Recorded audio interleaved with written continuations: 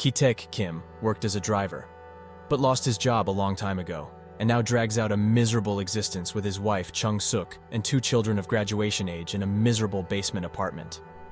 The family is trying to make ends meet by folding pizza boxes out of cartons. One day, Ki-taek's son Ki-woo drinks with his friend Min, who now works as an English tutor for a girl from a rich family. Min goes to study abroad and offers Ki-woo to take his place, since he has been improving in English for the last 4 years to enter the institute, but invariably failed the exam.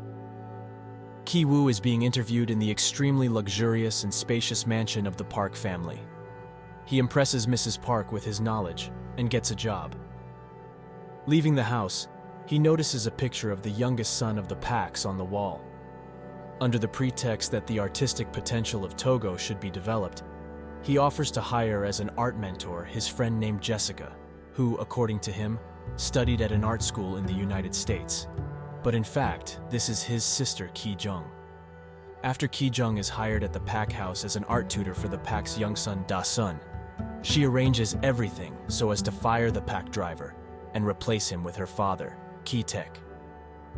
After Ki-taek is hired, he manages to attach the last member of the Kim family, his wife Chung-suk, who was hired as a housekeeper after the current one was fired, when he says that her allergy to peach peel is actually tuberculosis.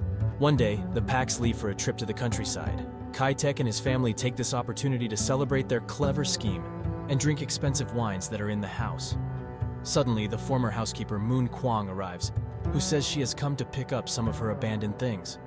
In fact, the husband of the former housekeeper lived in the basement of the house, hiding from creditors from whom he borrowed money for unsuccessful business projects. Out of a strange respect for his secret benefactor, Mr. Park, he works with a motion sensor, turning on the light on the stairs manually when someone comes down. When Moon Kwang and her husband find out the truth about the Kim family, a fight breaks out. Ki-taek and his family manage to win by locking the couple in the basement. Moon Kwang is seriously injured. Mrs. Park calls Chung-suk to tell her to cook a meal. Because of the rain, they return without going and will be home in a few minutes. Ki-taek, Ki-jung, and Ki-woo, who should not have been in the house, hide. They were almost discovered several times, but finally they manage to escape unnoticed.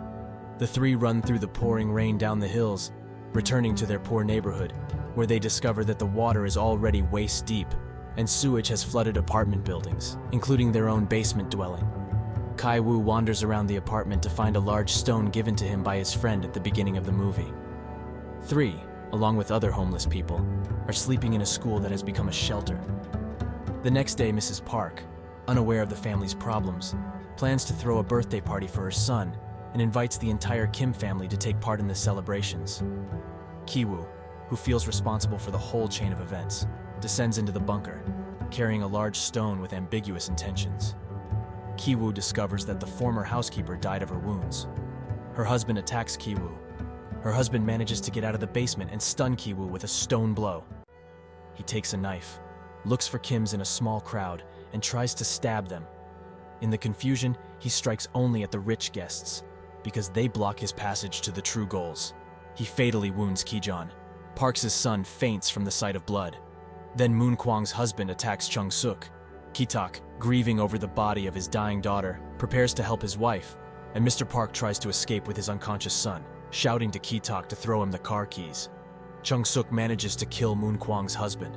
Turning over the corpse to pick up the car keys thrown by Ki-taek, Park holds his nose, demonstrating dislike of the man's body odor. Ki-taek, who had previously overheard Paki describing his own smell as disgusting while discussing him, flies into a rage and stabs Pak in the back, killing him. The cat runs away and hides in the basement, and eventually takes the former place of Moon Kwan's husband, becoming a motion sensor for the next families settled in the estate. The film ends with an exchange of messages exchanged between Ki-taek and Ki-woo, using the estate lights at night as Morse code. Ki-woo promises that one day he will earn money and buy a house so that his father can live with them. In the dreamy ending, Ki-woo is shown walking around the house with a real estate agent. In reality, the film ends with Ki-woo sitting in a basement house, and Ki-taek is still hiding in the basement of the mansion. The bunker in which the husband of the former housekeeper has been living for 4 years is the very bottom of the hierarchical ladder. Below is no longer possible. In part, it dictates the creepy, bloody ending of the film. Kim Jr. is armed with a wealth stone and goes down to the bunker to kill the housekeeper's husband. But the husband himself attacks him. It is thanks to Kim Jr. that the husband breaks out of the bunker and goes to kill. At this time, in the background, the daughter of the Paks saves Kim Jr. They are touchingly in love with each other. This is a strong moment that is hard to read amid the carnage. Love lives in the hearts of the guys. Mr. Park, being next to the madman, holds his nose. He feels the same smell. Kim's father sees this, goes crazy with accumulated rage, and kills Park. So the image of the mad husband from the bunker is looped with the image of the elder Kim. Kim hides in a bunker and starts living there. Park's wife moves out of this cursed place. New tenants come into the house. At night, Kim steals food from their refrigerator. Residents think that one light bulb in the hallway is malfunctioning, but it's not. It's Kim sending a message to his son in Morse code, not knowing if he will ever see him. In the end, the son comes to this house and deciphers the letter. Kim Sr. remains imprisoned at the bottom of the hierarchy, and mother and son find themselves in the same place where they were at the beginning. Miss Park finds herself without her husband and disappears from sight. And only the vague dream of the Kims became more outlined. The son is going to study, get rich, and buy this house, reuniting with his father in it. Is it feasible? The viewer decides for himself. The director openly says in his interviews that he does not want to help his audience with understanding the ending, does not want to give hints. He tells a story.